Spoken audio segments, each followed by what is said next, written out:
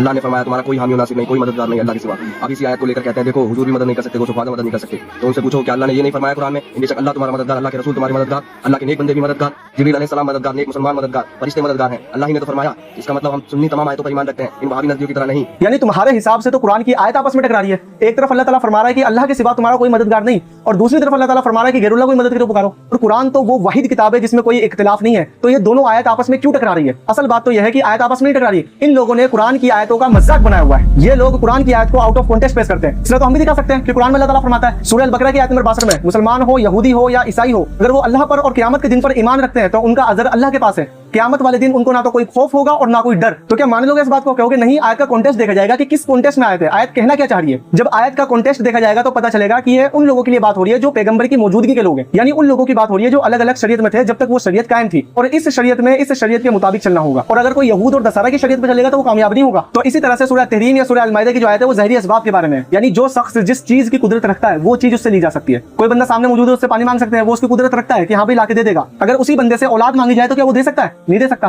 کیونکہ اس کی قدرت نہیں اس پر. اسی طرح سے اگر کوئی مرے ہوئے بابے کو پکارتا ہے مدد کے لیے تو اس کے پاس تو کچھ بھی قدرت نہیں ہے، اور تب بھی کوئی پکار رہا ہے مدد کے لیے تو وہ شرک کر رہا ہے. مدد اس سے لی جا سکتی ہے جو اس مدد کی قدرت رکھتا ہے. تو اگر غائب میں کسی کو کوئی مدد کے لیے پکارے گا تو وہ شرک ہے. اللہ تعالی ہم سب کو شرک اور بدعت سے بچائے اور قرآن اور حدیث کے مطابق زندگی گزارنے کی توفیق عطا فرمائے.